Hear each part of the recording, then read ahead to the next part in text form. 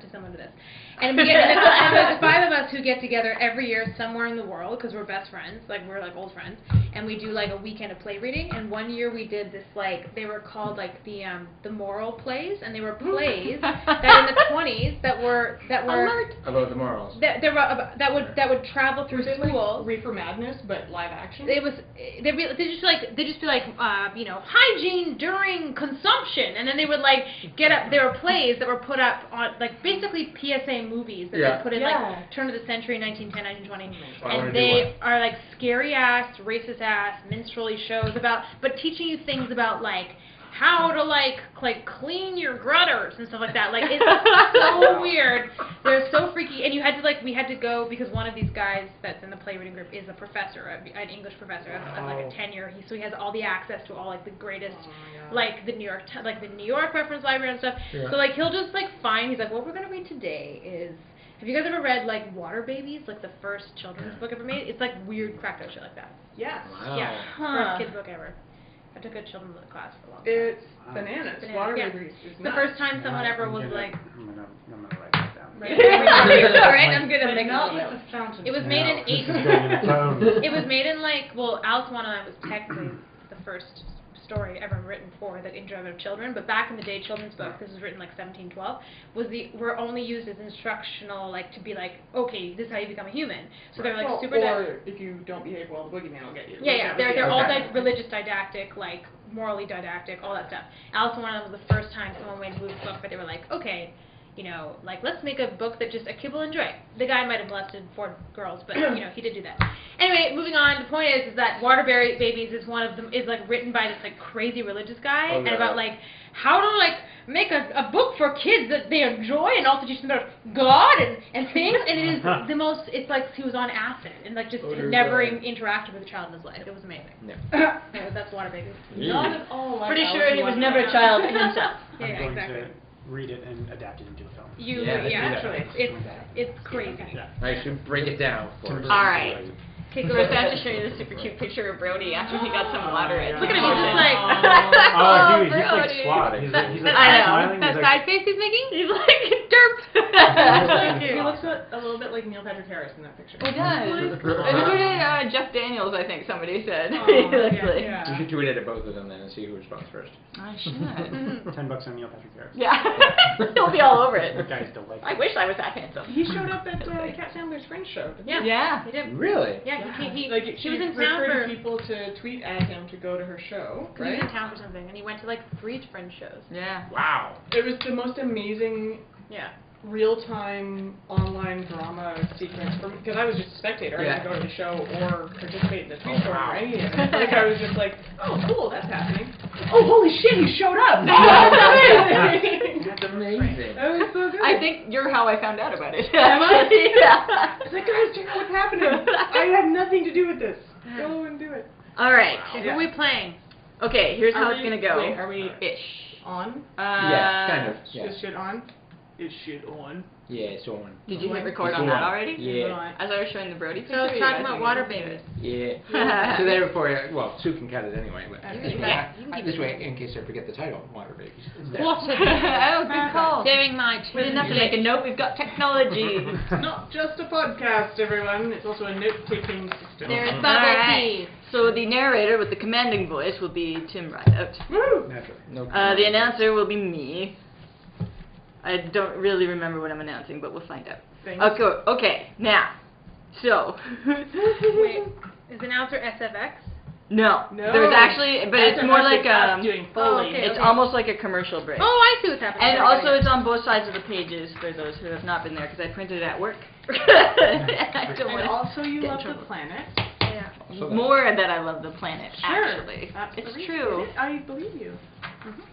Okay, so you see the tree I'm trying to save. The sapling. Okay, so Dick Grayson / Robin. Dick. What? I get to play Dick? Nice. Dick! I try to give the newbies the most lines, so that makes you Superman over there, Douglas. My whole life I've been waiting for this moment. Yeah, I was like, well, Clark Kent. I guess you don't really get to be very Superman-y, but anyway. So the Bruce Wayne / Jones the Suave Villain conversation I want to put it to you to go like, do you want to do both? To have like I will record give both it my conversations. very best shot, and if I panic If and Rainbow die halfway comes- through, and if Rainbow shows up, I will tap someone to jump in and save me from my solitary shame. I mean, I figure he's good at doing both his conversations with himself and a couple of our plays.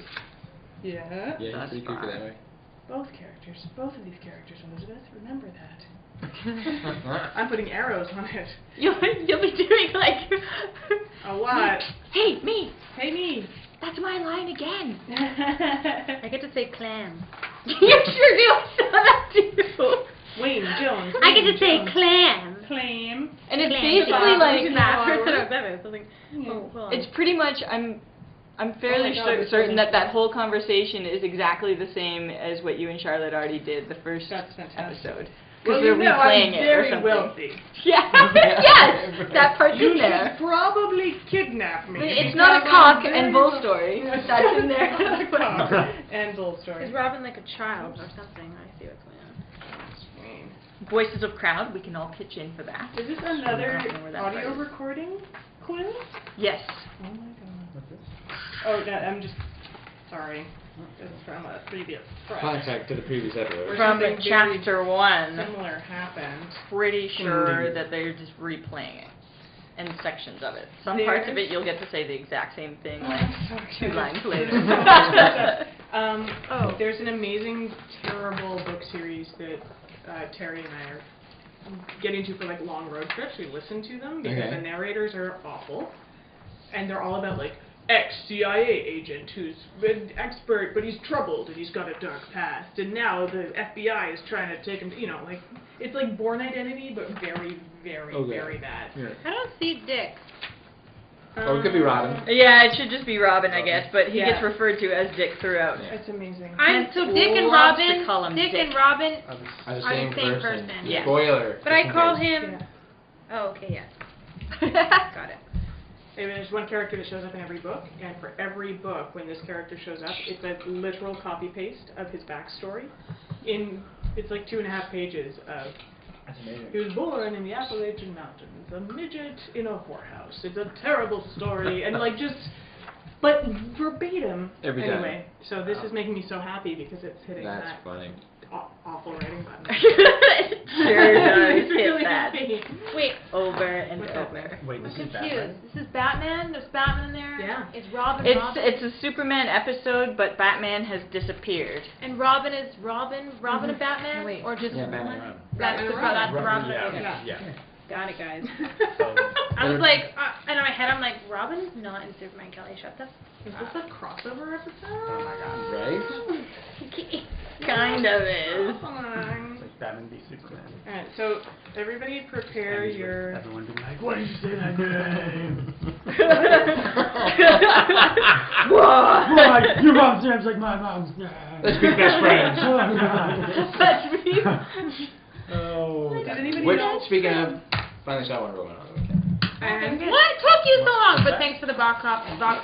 My life is, I've had a free passport since before it came out. You finally saw what? Sorry? Wonder Woman. Oh, great. And Saw it on opening day. let's get it out of the way. Gal Gadot, just gorgeous. I don't Perfectly even know- suited for the role. I can't even look at her. Right? Like, Amanda, my girlfriend's the same way. She's Right, like, you right. can't take your eyes off of her. She's No. just too No, I just- attractive. I'm like, She's also just on screen all the time. Yeah. So Yeah, her eyes are she's closed. literally But it was then you good. just got your eyes fine closed. technicality. so Right. Tim missed a lot of the called movie Muscle because he Man. couldn't look He at was like, her. God damn. right, but Dog everybody's do seen nothing. it though, right? Everybody's, yeah. I walked out and my favorite thing was, where Chris Pine's character says, I can save today, but you can save the world. Yeah. And like, that is a great message to Yeah. empower somebody with. I cried so many Yeah. times. I was surprised. Like I was just like I watched the drive-thru, which is very fun, and it started, and then like the I'm sorry, you watched it with the director? no the drive-thru. Drive-thru. I would have told you At the that. drive-thru. I was like me and Patty J were just hanging out. As you. Yeah, Patty Jenkins. You just dropped that into the conversation. Yeah, whatever. Me and Patty Jenkins. No big deal. Sweet. You just started an internet No, rumor this is about you and Patty I tweeted at her and she liked my tweet. Oh! Nice. We're basically besties. Yeah. But I cried within the first The first minute of the movie took me out of the knees. I grew up like such a fantasy, sci-fi, mostly fantasy nerd. Like growing up on the island in BC, like I would like play swords in the forest, and I used to draw like anime characters with women with like I used to like try and figure out how to draw like armor and swords, and you know like I played Dungeons and Dragons, and I fucking had so many wooden swords and stuff, and like I never really like I considered it like I've seen other females kick ass movies, but that beach scene, I just like. I was watching it, and then it kind of just, like, broke, and I went, and I just, like, started crying, because I just thought, this is so, and then freaking Robin Wright was, man. That's what I tweeted at Patty Jenkins. She was my favorite. Warner Brothers, by the way. Warner Brothers didn't like my tweet, but Damn it, Warner Brothers. I know, I was like, can we please have, like, an origin story movie with just Robin Wright? Like, keep her in the gym, keep her kicking ass. Right. She was talking about how much she was like, we were working out like crazy, but I cried. And then, she was in my favorite parts. And the best part for me was when Gal Gadot says she's like, goodbye, brother. Oh God, it killed me. Goodbye, brother. That's my new thing. Yeah. When did she say goodbye, brother? She's right before she kicked. Yeah. I was like, what the fuck? It's an island of women. What are you talking about? Nope. Goodbye. She's being ironical. Loved it. Just like my new thing, I'm gonna say like when I'm fighting patriarchy, I'll be like, goodbye, brother. I was there on opening day for the matinee, and it was the cutest thing because there were these two old ladies in front of us, and like they were like old ladies you could just tell don't go to the movies very often, but they were there on the matinee. I know, I did. I was before the movie even started. I was there with my girlfriend, and I was like tearing up. She's like, "What's up?" And I'm just like, "The two ladies in front of us. Like, they've been waiting for so long. They're live. And they're here. And like, if you don't go to movies very often, and you're like, I'm paying $25 to go to VIP at 3 p.m. on opening day. I'm like, you so badly want to go to the movies. So I was just like watching them watch the movie the whole time, and I was just like, there was this like wonderful awakening I feel among like smart, intelligent, woke men that are like, oh, like this, like to know that there's been these swaths of movies that have been heroes for them, and to see all of the females in their life just like cry, and to see those, and just to go, oh, like that's what this is. Like you go to Gap and you see T-shirts for kids. They're like, be a hero, blah blah, and girls are like, be pretty, and it's like it's like this whole world is like slowly awakening to these kind of like things. But I had so many, like I saw it with like 3 guys, and they were just watching me bawling, and I was just my crying. Too, It was like, and then I just was like shaking after the movie. You know, there's tons of things that I was like, oh, maybe I thought that could have been better or that could have been better, but I also had like such a man crush on Chris Pine for taking the role, because as a guy, like, it's interesting because you're going through this really wonderful thing where it's like, wow, a female superhero, like for the first time I'm experiencing all these things, and for me as a dude, I'm just like, for the first time ever I'm seeing like, an upper middle class white male who would have been dead 75 times in the first 10 minutes of that movie if she hadn't constantly been saving his ass, and I'm just like, wow, this is great to see. Yeah, and he gets naked in like the first 10 minutes, and I'm just like perfect role. It really was. It was awesome. He was such a good cast because not only on screen does he brings life to a character that women have been bringing life for forever, like that kind of subservient pivot for the male lead, but off screen, like in his interviews, he is so well spoken about why the movie, why the character, like the ins and outs, the writing, the choices. And there's so many people who are like, yeah, but he's like a love interest, so that ruins that. I was like, no, like in every origin story, every superhero has to decide why they choose to fight for humanity. It's always like a love story, it's the parents getting shot, it's like the uncle dying, it's all that. So I didn't. And there's always a girl anyway. Like your uncle dies, the impetus, but there's still like the girl. Yeah, it's like am I a god or do I stay and stick around to help humanity? And that's what she did. And like, oh, it was so good. I cried. And on the same note, yay for Doctor Who 13th. Yay! So and awesome. Yay for Gal Gadot doing that whole movie fucking pregnant. She had a green screen belly. She did? She had a green screen belly. I thought that was just for reshoots that she was pregnant. They had to reshoot some stuff, and that's when she was like 5 months. Maybe. Somebody's talking about her like running around all pregnant though. No, there's like a whole shot of, like, if you watch the behind the scenes of that. Really? Oh my god, the making of or the special features thing that goes on YouTube. I'm not sleeping tonight, that's what I'm No. It's 20 minutes of just like drool-worthy like cinema making. Like it's just. I'm so happy. That was the first DC film I've liked in like. Oh God, yeah. Yeah, they needed it. Yeah, they really needed it. It's been really bad. Yeah. And they're just sustaining in the box office right now. Yeah. Yeah, this is one of the most successful superhero movies ever. Yeah, I know, and that's why I'm always like, if you build it, they will come. Fuck yeah. There's none of this like, it's the industry that's racist and sexist, not the viewers. No. They make Star Wars, people come. You know, it's like, it's not about that. People, and you're always going to get, no matter what, like you can make a biopic about Mother Teresa and somebody on the YouTube comments are going to be like, oh my God, not my Teresa. Yeah. You know, like this whole like, not my doctor. I'm like, really? Really? Is that a joke? No.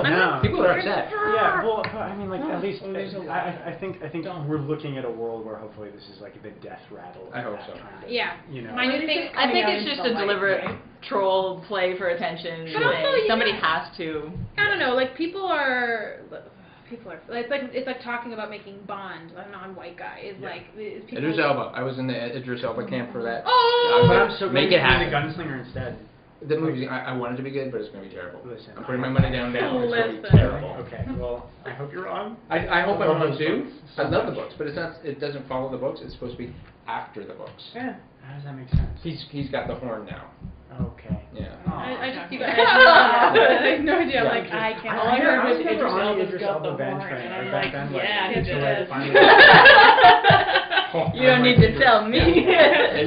I've heard all about it. Idris Elba's on my like laminated 5 list, and I'm like, and I'm also like, but then someone asked me recently, I was like, Idris Elba, and I'm like, is he not on yours? Like he was. Why wouldn't he be? Why wouldn't he be? Idris Elba was my touchstone. I think he's my man crush. Every sarcastic meme that I sent to the entire like days after saying you didn't have it. Yeah. I think he's probably my man crush. Because we would be sitting in our trailers for 14 hours and then get sent home because they forgot that we were there.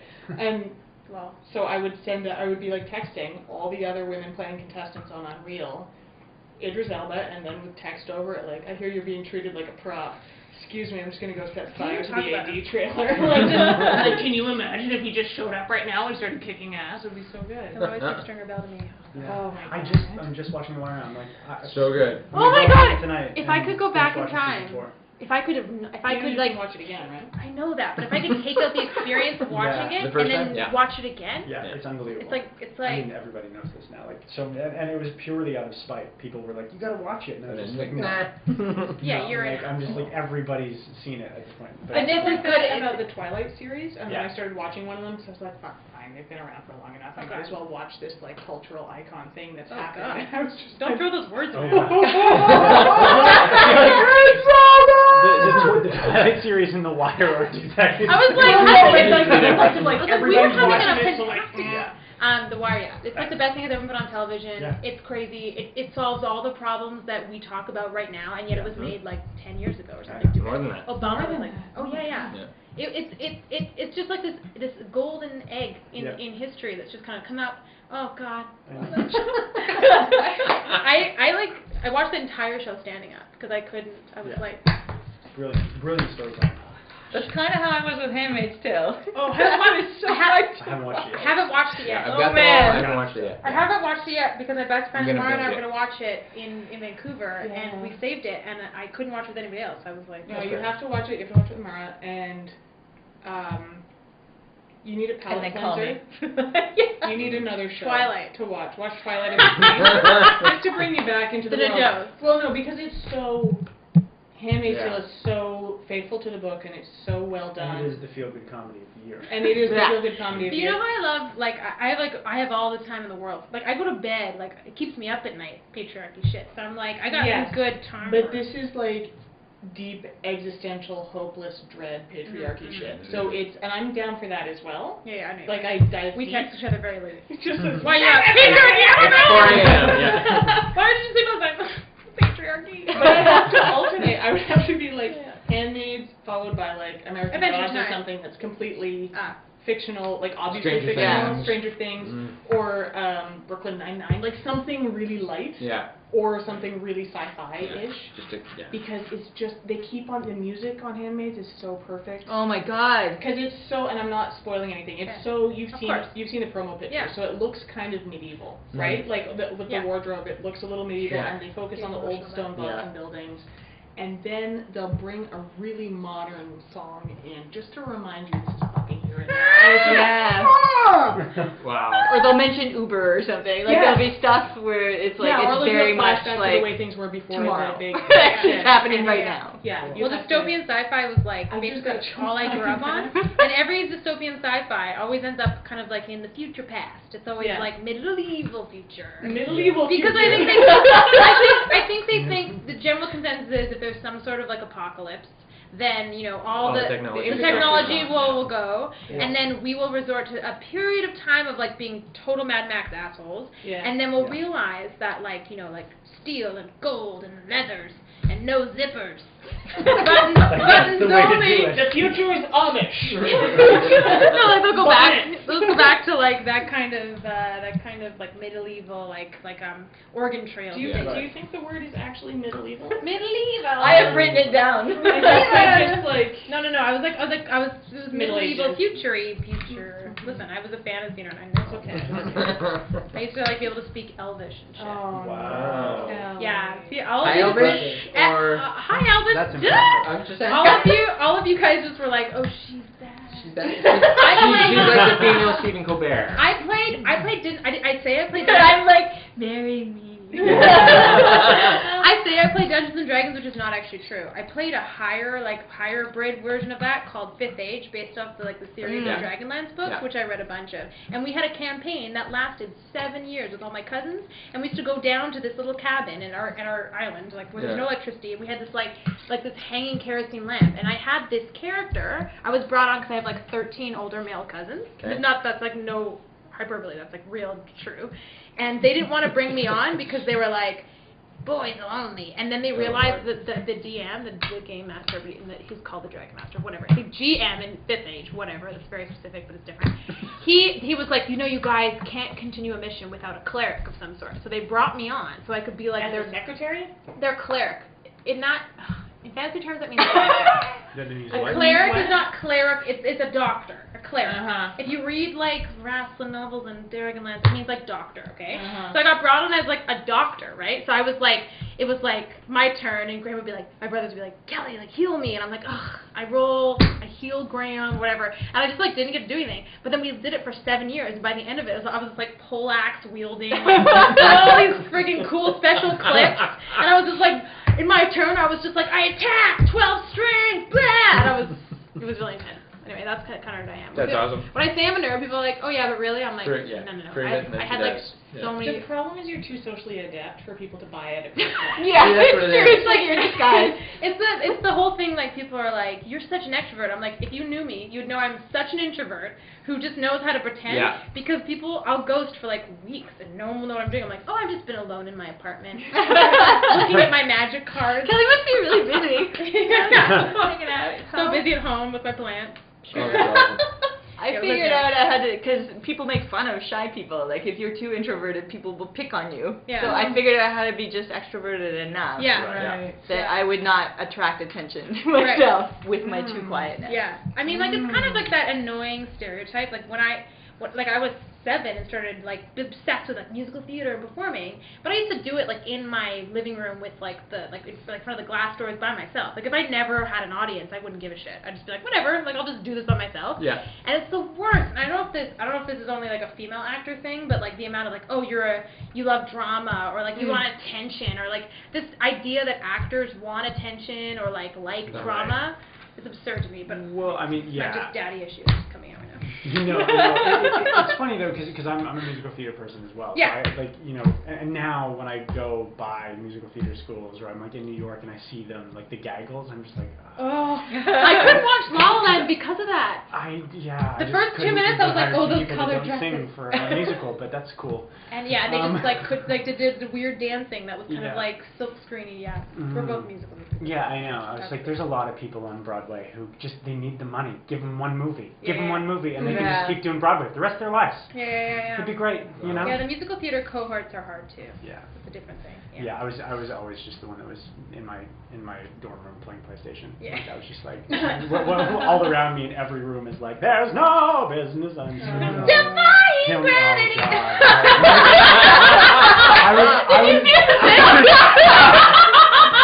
There's one song that you may not mention. It's just defying. Just that that thing, or the Millie. I went to school right when Jason Robert Brown did the last 5 years. Oh. So every guy was like, and I'd say, hey, she's a goddess. And and all of the girls were like, I'm climbing uphill. Climbing uphill. Also, because that song was like about auditioning. I know. Everyone's just like, that song speaks me. But the only person it speaks to is an actor. It's like a hugely alienating musical blonde. number. Nobody who is an actor is just like, can this song be over? No one cares about your plight. Sorry, you're young and attractive. That's on the list of like in New York. There's like a list of like burn songs you're not allowed to sing. Never. And if you walked into a room singing a song, because it's literally like she's like singing as if she's at an audition. Yeah. And so she's like, I'm climbing uphill, daddy issues. All musical theaters have daddy issues. And like that song, Defying Gravity. Then the Thoroughly Marlon Millie song, which has just been like the burn list forever. Like, where I'm going and where I've been. Like the kind of like, I'm a character actress. Yeah. I think Thoroughly Marlon Millie, like it was a whole thing. Yeah. We could go so long. We could. Wow. Yeah. And that's how we never did the radio. That's right. Yeah. I was gonna say, like, should we like stop and restart that? And I'll just put up like a separate little podcast in and of itself. Oh, that's what I mean. Like we'll start now officially. Yeah. We've covered. But I'm like, I think I'm cutting that little segment out. On behalf of my girlfriend, We covered a lot. For our own. Oh yeah, Wonder Woman. Patriarchy. I love musical theater. Oh yeah, musical theater. Yeah, she did as a Sister Act whole. last year. Oh, Yeah. wonderful. So, yeah. Nice. Yeah. That was my entire high school. I went to a performing arts high school, so they were just pods of musical theater majors. Oh, yeah. Wow. I always go, I come at musical theater. I'm like, yeah, I did like Sondheim though and operettas, and they're like, oh, okay, Who are they? as opposed to like the Right. The pop culture. Kind of jazz. Oh, jazz. No, in terms of like, you watch La La Land and the first 10 minutes are that like this dance number with all these girls, and like when I auditioned in New York, it was like you wore a prime colored A-line dress that was like, and you had your hair, you curled your hair a little bit, so it was like a little bit like period hair, and you auditioned, 16 bars against 600 other girls wearing the same color like A-line dresses. And for guys, it was tan khaki pants and blue shirts tucked in. Oh my god! And you watch your 16 bars get cut to 8, get cut to 4. That was the worst. What was your 16 bars? Wow, it was Breeze Off the River from. That's good. Yeah, sometimes I feel. Oh, that's so good. Yeah. Mine was, I sang Make Believe from Showboat for a long time. Nice. That like one section. Okay, we're not doing this. All right. Yeah. Sorry, we're very sorry. Sorry. That's awesome. We're gonna have a lot to talk about. That's a whole show in itself. Yeah. Awesome. Yeah. Okay. All right. Pretty play. This should be our new thing too. We should just have people in to fucking sit and chat about it. Yeah. Right. What's on your mind? All right. All done. So we what we do. Isn't that what you do? It's kind of what we do anyway. It's a little bit what you do. It is. Are we cold reading this and then doing it again? Yeah. Okay. You said we're doing it twice. Yeah, we cold read and then we Cold do it read, again. and it's funnier if you haven't read it. Yeah. Because you get to be surprised by this content. Amazing. And then you act it out for the second one. Yeah. I can't act in this one? You can totally act. You can if you've got act, your but character, you you act. You get to commit to a different choice if you don't like my character's pretty laid out by some of the choice Clam. to use. It's like clam. Claim. Okay. You're going to be a lawyer, aren't you? Yeah, basically. So, lead in. But I'm just jumping right in there. Yeah. Faster than a speeding bullet. More powerful than a locomotive. Able to leap tall buildings at a single bound. Look, up in the sky. It's a bird. It's a plane! It's Superman. Dun, da, da, da.